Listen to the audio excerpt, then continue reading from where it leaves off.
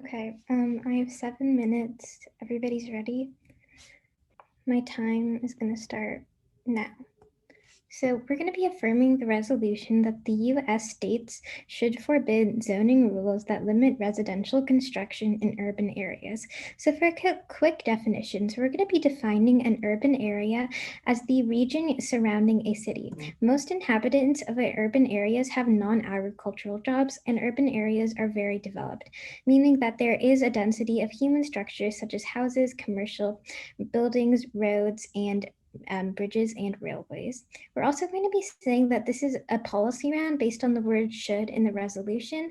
So you should be weighing this round on net benefits. We're also going to be defining zoning laws as zoning ordinances that tell you what to do, what you can build and can't, and where you can build it by dividing the community into zoning districts. What we can also see is that areas with zoning ordinances that limit residential construction include New York, 533 incorporated cities and counties in California and Seattle. What we can also see is that it's best that the states do this because they know their cities and counties best. So next is going to be the plan. The plan is ultimately going to be the resolution, which is that the United States will forbid zoning rules that limit residential construction in urban areas. Let's go to the first advantage, which is going to be that of housing inequality. So what's happening right now in the status quo is that urban areas are growing at an exponential rate. Today, 54% of the world's population lives in urban areas, and a proportion that is expected to increase to 66% by 2050. Our second point about what's happening right now in the status quo is that zoning perpetuates inequality. Residential zoning regulations and urban renewal have greatly reduced low cost opportunities such as boarding houses and residential hotels, where 30% or more of the urban population once found shelter.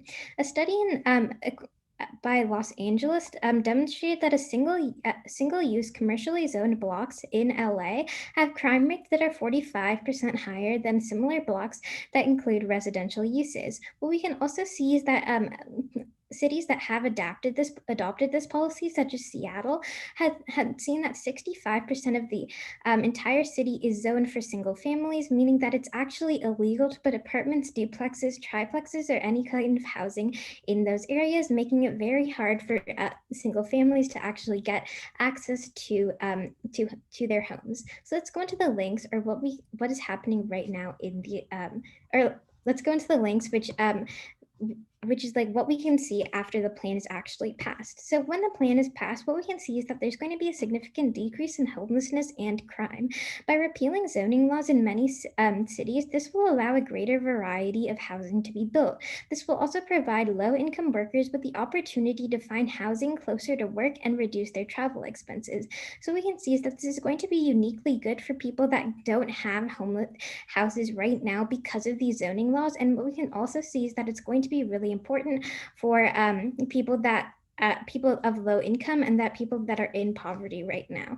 Let's go on to the impacts. The impact is going to be that of an increase in housing inequality. Ultimately, this means that there are going to be more people able to afford houses because these zoning laws are taken away.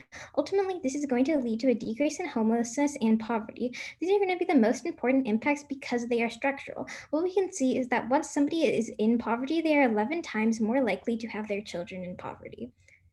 Oh yeah, the name of the advantage was income equality, not inequality. The second advantage is going to be that of the economy. So currently, right now, housing consumes over 30% of our income for most of us, and those in the lowest 20% of their income bracket are paying almost 40% of their income for housing. Our second point about what's happening right now in the status quo is that zoning regulations inhibit the economy. What we can see is that rigid applications of zoning regulations drive up home values.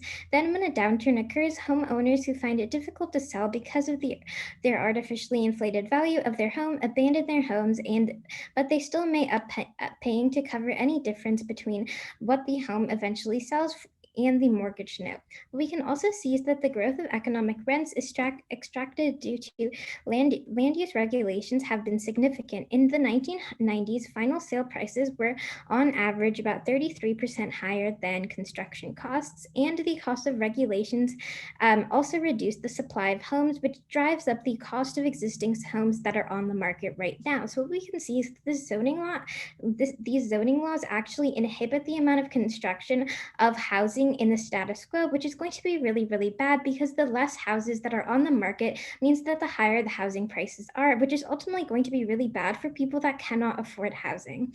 Let's go on to the link, or what happens when the plan actually passes.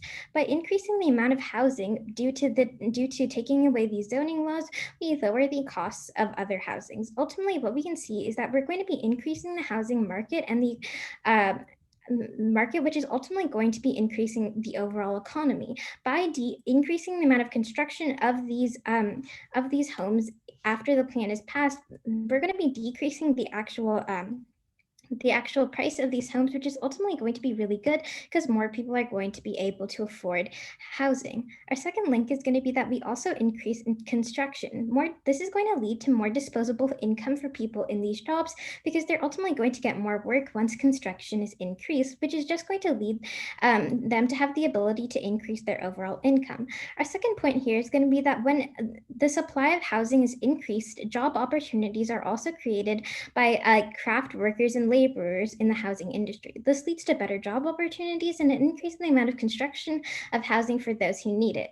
Let's go into the impacts, or why you're ultimately going to be voting for the affirmation in today's debate on this advantage. Let's go into the first impact of the economy. An increase in the number of people getting jobs leads to an increase in the overall economy. What we can see is that by increasing the amount of people who are getting jobs, this is going to lead to a decrease in poverty and an increase in quality of life. But we can also see that there's going to be an increase of innovation because by increasing the amount of increasing the overall economy by increasing jobs and increasing the overall construction that's going to be done by prohibiting these zoning laws, we're overall going to be increasing innovation, which is going to be really key because innovation is key to creating new technology in the future. So for all these reasons, I urge a strong vote for the affirmation in today's debate. Thank you. All right, order for this speech is going to be the neg case, and then I'll touch upon the affirmative case. How many sheets do I need? Two for the neg case. And before I begin, just like to extend a congratulations to everyone for making this far. Great job getting to semis. Let's make this a great debate. Awesome. Today we strongly negate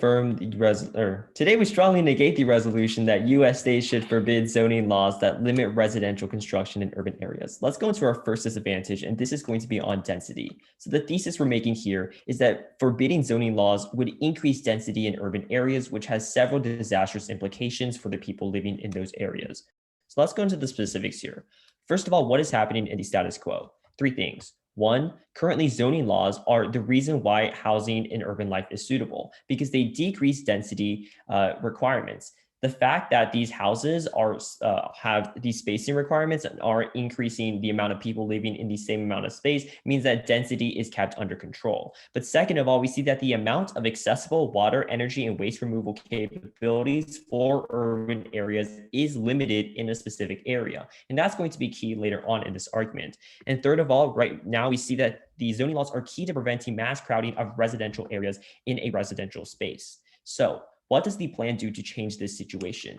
Two things. First, the plan ends zoning. And what this means is that you're going to be seeing more houses being built in the same amount of areas. The affirmative tells you that they're going to increase construction of multifamily complexes, such as apartments, which means that more and more people are living in the same amount of space.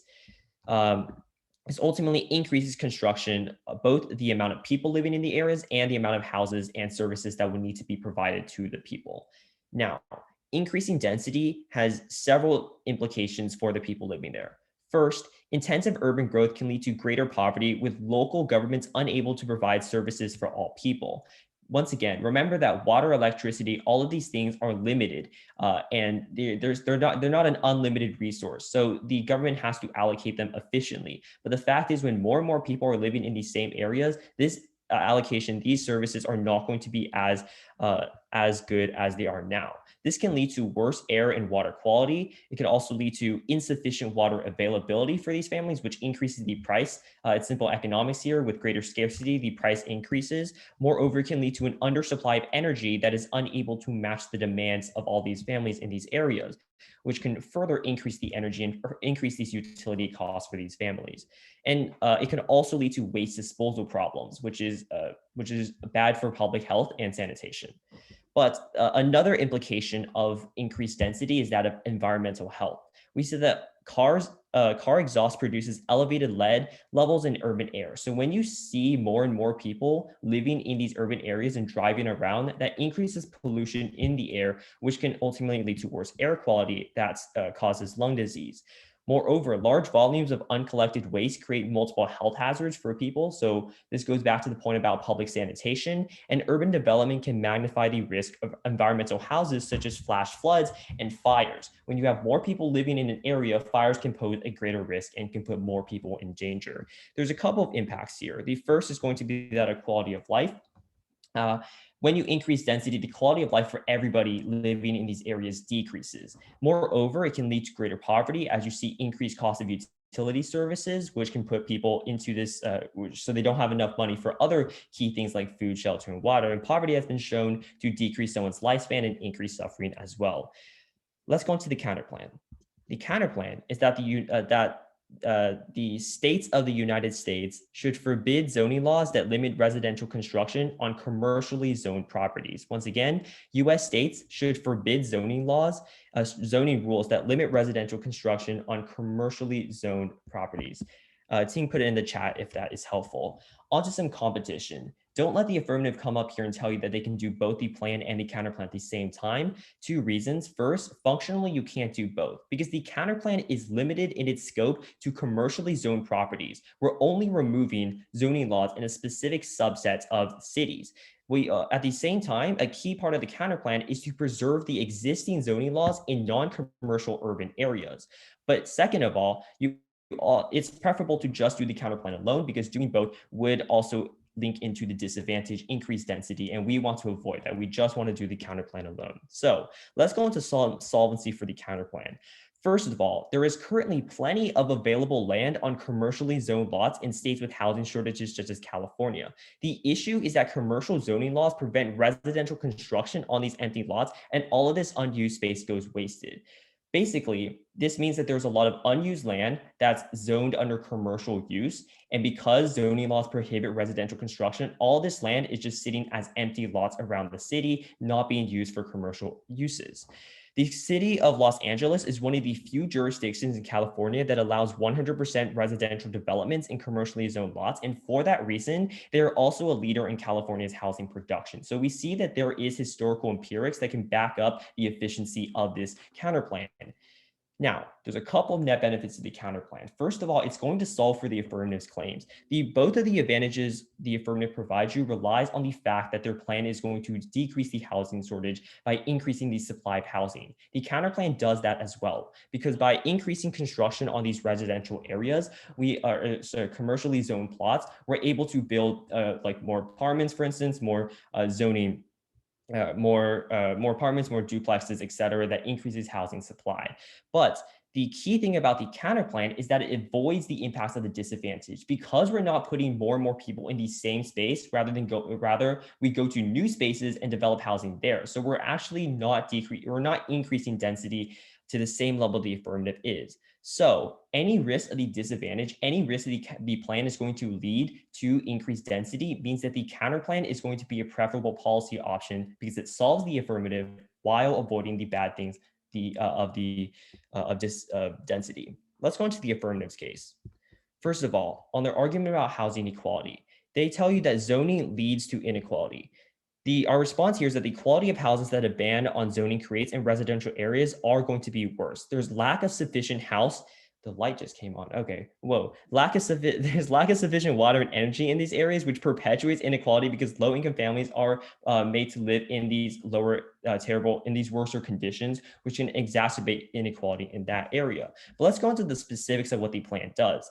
The plan is going to be bad because it requires houses to be built over existing houses. So what that means is that current existing single-family homes are going to have to be demolished in order to make way for these apartments or for these duplexes to be built. That's uniquely bad because the families that are going to be targeted by these construction agencies to get demolished are predominantly going to be low income families. They don't have the resources to defend themselves, and they're easier for these construction companies to convince to buy out their homes, demolish it, and construct new ones. Wealthier families have the ability, the political ability, the financial ability to push back against these companies. So this increases inequality in that aspect. So the counterplan solves for this better because first of all, we solve the housing shortages by increasing the housing supplies just on commercially zoned lots.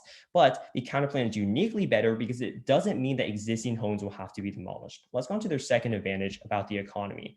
The main thing here is that the counterplan solves as well because we increase the number of housing in these commercially unused lots. We also allow and gain access to all these arguments about how housing costs would decrease and help people's income.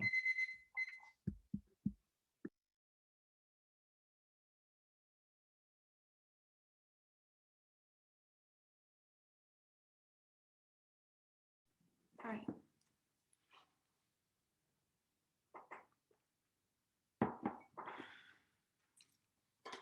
The order is going to be, let's start with the disad and then the counterplan. So same order, and then on to the affirmation.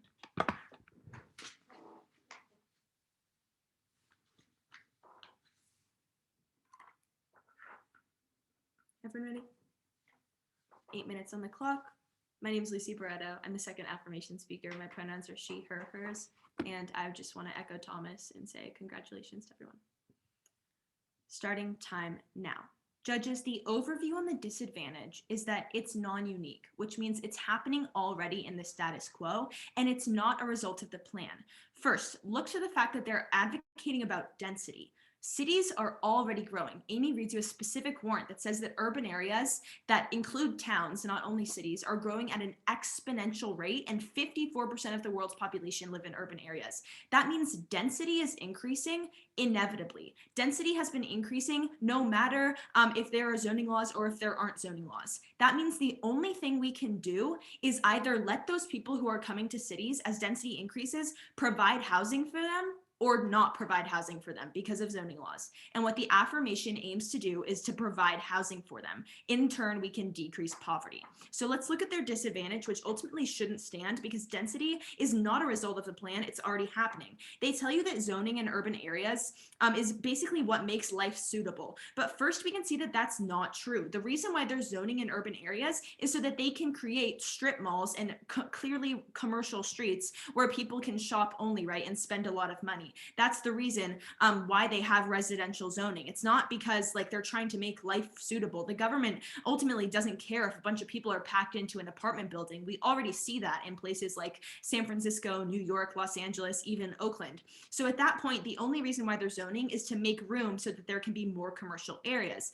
But second, this is also going to apply to towns. So this just simply isn't true that density is not always going to be extremely high. In towns, density is growing, but we see that like density in towns is going to be significantly lower, and those places still need more housing. On the links, they tell you that ultimately we're going to be increasing density as we increase housing, and we're going to be increasing poverty, and that utilities won't be able to provide for all of the housing.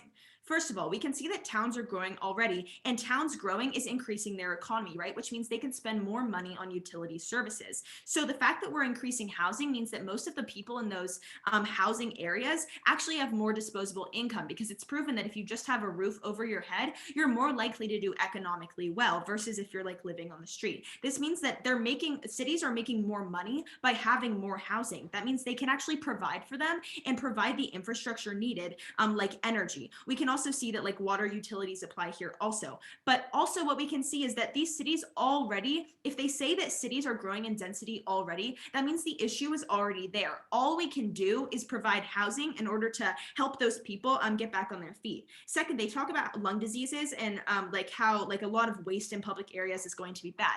Again, look at cities like Oakland and San Francisco and New York. There's already a lot of public waste. There's already a lot of pollution. The only thing we can do is provide housing for people, right? And increasing housing, if it's going to like slightly increase the amount of pollution that we have, ultimately we can't solve for environmental crisis with this plan. All we can do is make sure the most proximal impact gets resolved, which is decreasing poverty and making sure that low-income families can actually provide like food every night on their table. That's going to be the biggest impact. Third, they talk about fires, but ultimately what we can see is that even in less dense areas, fires are still going to have a significant amount of damage. And second of all, we see that density has been increasing in cities like forever, and there hasn't been really like a scenario in which there has been a massive crisis and people stopped building housing because of fires, right? Like we see in downtown Oakland, there's a lot of like complex buildings near Jack London. In San Francisco, there's a lot of complex buildings, and this hasn't been a reason to not provide housing.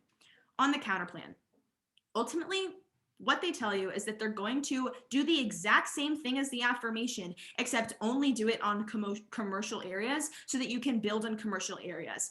There's a few issues with this counterplan. First, judges, it's pretty clear that this is an unfair counterplan at the point in which they're just picking and choosing from the affirmations plan. Our plan is to provide housing and stop these laws, forbid these laws, these zoning laws that are really bad in cities like Seattle, so that there can be more residential housing. And what they do is take a tiny piece of that on commercial zoned areas and enact that as their counterplan. There's a few reasons why this is wrong. Second is that it concedes our solvency. They're agreeing with the fact that this is going to be a good plan, but they think it should only happen in commercial areas. Let's look at the issue with that. They say that commercial areas is better for this. First, doing the counterplan alone does bite into their disad. Increasing the amount of housing on commercial areas just aren't in the middle of nowhere. They're involved in big cities and towns. They're surrounded by residential areas, which means this is still going to increase density. But even if you don't buy that, we can see that commercial is not going to be better. It's better to put housing in residential areas and commercial areas because it's going to be better for the economy. At the point in which there's more housing in both commercial and residential areas, the price of all housing goes down because housing is in higher supply. All the housing, the entire housing market, the price of it goes down. This means we are providing for like significantly more people. And if you weigh this round under net benefits, which is the most amount of good for the most amount of people as it is a policy round, the affirmation is the only team that can affect the most amount of people because we're building housing in both of these areas. That's going to be significantly better. Second, they tell you that commercial is better because the land is already not being used, but this simply isn't true. Commercial land is used, so you're going to have to cause like deconstruction there as well. Commercial land, zoned commercial land is used for things like strip malls and other areas. So ultimately, judges, on the counterplan, you shouldn't be considering it because it is infinitely better to build more housing in more areas because it will have a significantly better impact on the economy and people's lives. Let's look at the affirmation case. They give you two responses to our first advantage on income equality or on housing equality. First, they tell you that the plan is going to like destroy existing homes and that this is going to be really bad for low income families. Let's gut check this, judges. At the point in which single family homes are really expensive, there aren't a lot of low income people living in those homes in areas that are like only residential, right? Like low income families are the ones who are trying to move into these apartment buildings and like get housing that is a little bit more sustainable, right? Like the entire point of the plan is to increase housing for low income people. We're not destroying their houses in order to build residentials for rich people because a lot of rich people already have their housing situations figured out. Second of all, they don't give you any warrants as to where this has happened, where we give you significant warrantation as to in Seattle and Los Angeles, where there is zoning against single family housing, crime has increased significantly. That's going to be really bad. Specifically, when we zone out commercial areas and have these zoning laws against residentials, crime increases. That is a reason why it's going to be really bad that you're only building on commercial. But second, they tell you that, like, again, low-income families are going to be harmed by this, but we've already proven as to why this plan is actually for low-income people and increasing job opportunities and housing opportunities. They tell you, they're probably going to get up and tell you that like random houses are destroyed, but again, residential areas aren't always like taken up, right? Like they create residential areas out of areas that aren't being used, and they build housing there. Second, on the economy, they tell you that we're going to decrease the economy, and they basically give this as a blanket answer. Judge, that means they concede all of our warrantation and all of the like the reasoning that we give you in the link section, where we tell you that we're going to be increasing construction jobs, which increases the economy. Secondly, we're going to be decreasing the price of the housing market, which increases the economy and increases accessibility. Judges, you should be valuing the economy very highly in this round, because the economy is deeply tied into people's lives and quality of life and innovation. None of this advantage is even interacted with on the negation side. So ultimately, you should be prioritizing the affirmation's impacts at the point in which we're the only team that gives you a clear path to the ballot. Thank you.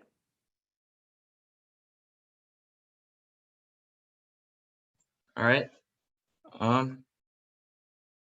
Quick off-time roadmap. I'm going to be addressing the disadvantage and the counter plan, and then on the advantages. So in that order.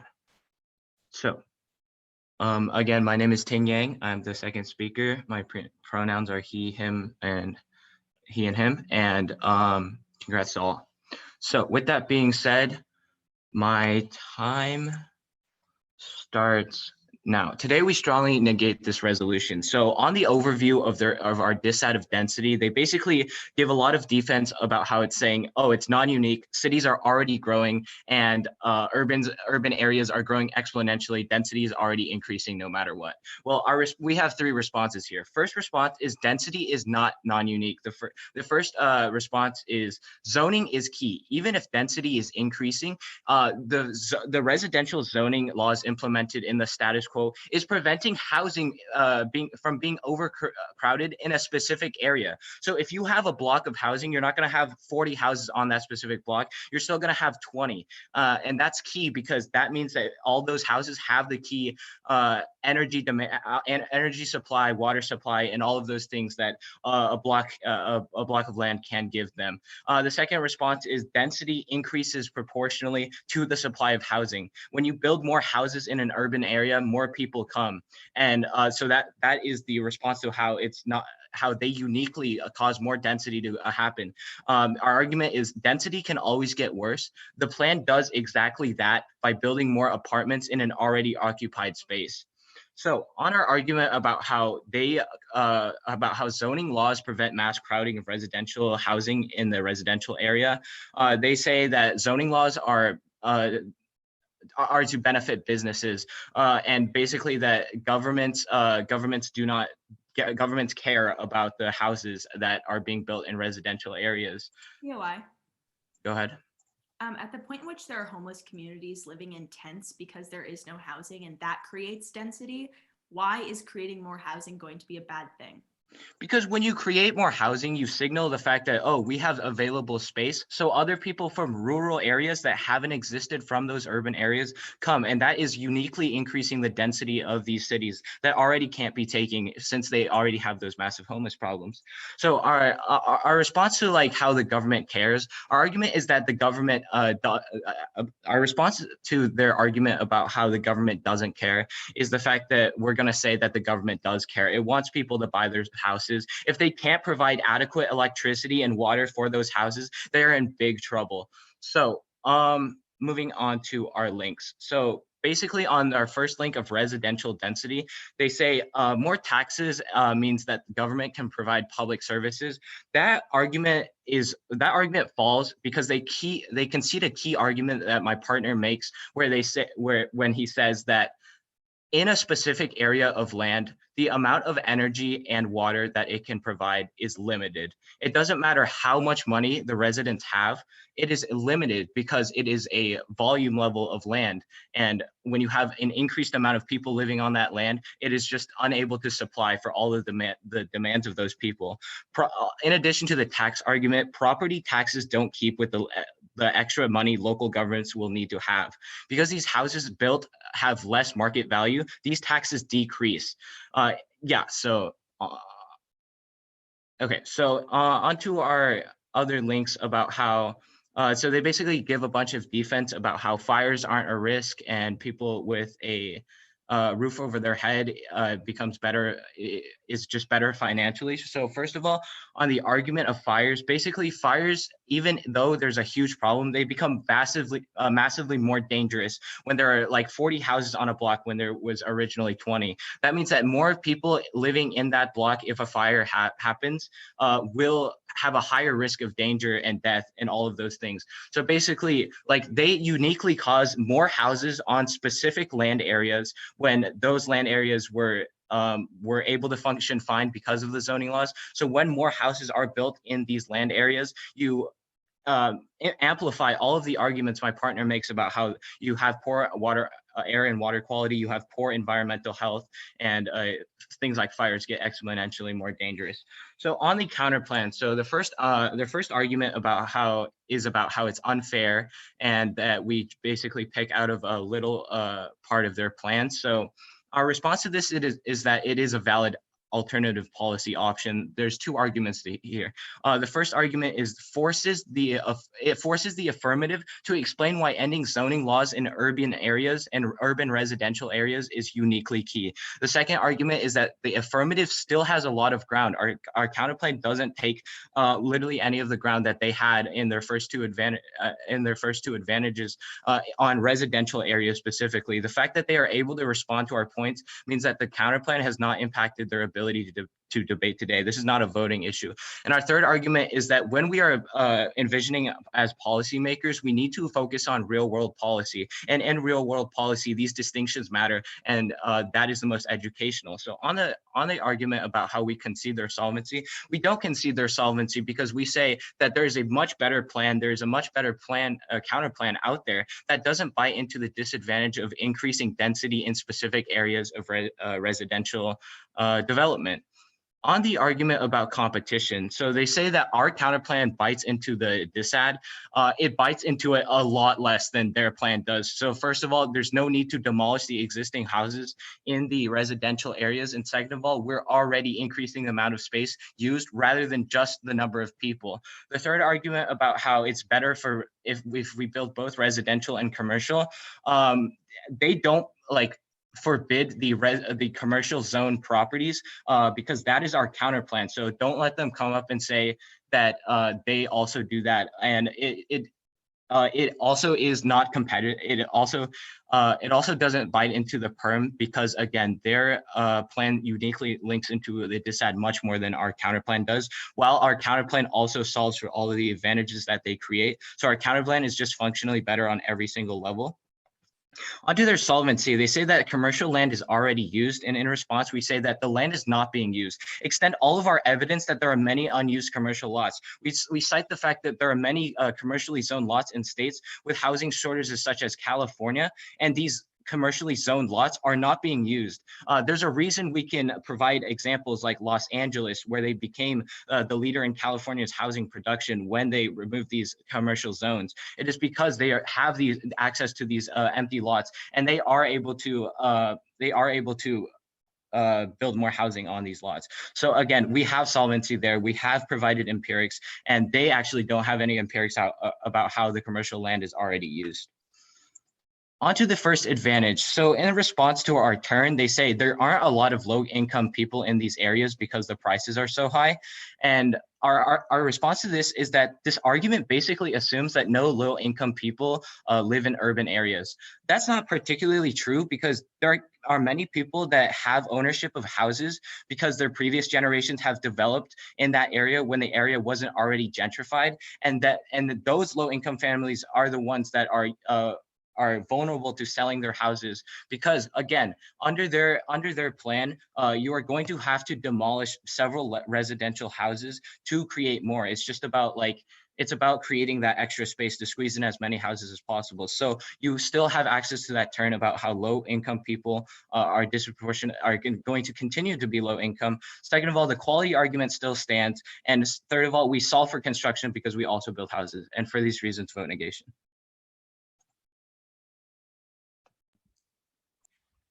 The order is going to be a global overview of the debate, Then I'll touch upon disadvantage on density, the counterplan, and then the affirmatives case.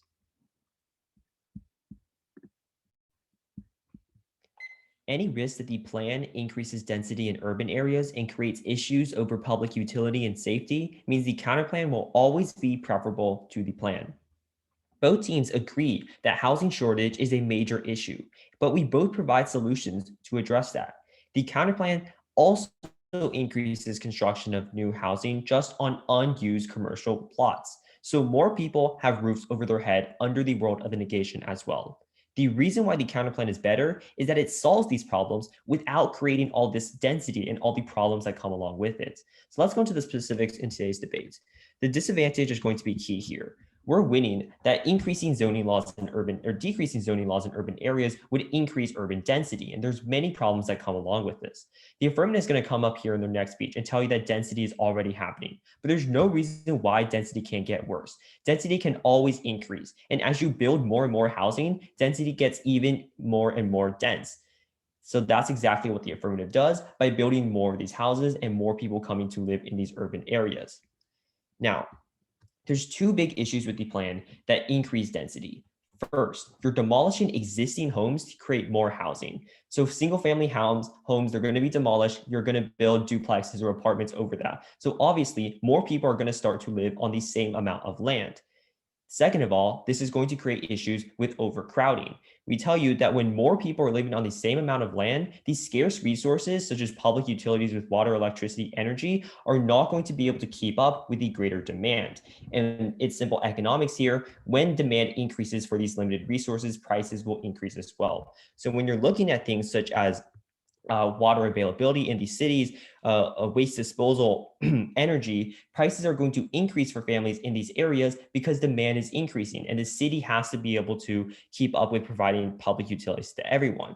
So there's two implications here. Either these families living in these greater density areas are not going to receive the same quality of service as they elsewise would, or second, they're going to have to pay a lot more for these services. And given that many of these families don't have a lot of money, a lot of disposable income, they're going to spend way too much money on this and fall into a cycle of poverty. So these are going to be key impacts here, because they're going to turn the arguments of the affirmative. When they're trying to tell you that putting people in these houses is a good thing because they have a roof over their heads, the fact is when they're living in these poor quality houses that don't have these public utilities, or they have to pay a lot more for these public utilities, that's going to be a net harm to these families. So that's why the counterplan is going to be preferable, because we solve the issue of housing while avoiding the issues of density. The affirmative is going to come up here and tell you that the counterplan is unfair. You can cross-apply my opponent's arguments about how it is fair because we're looking at why specifically ending zoning laws in urban areas is key. And they have come up with great reasons for why that might be true. So this has not implicated their ability to debate there. Rather, you can extend across the flow the argument that commercial zoned areas are often unused in these cities, but the fact is people can't develop on them because of these zoning laws.